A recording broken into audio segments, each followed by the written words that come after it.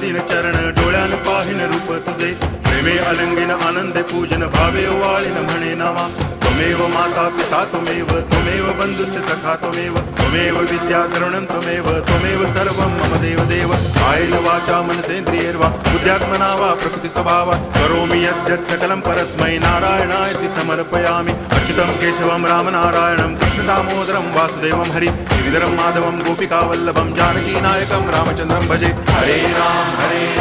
Ram Ram Hare Hare Hare Krishna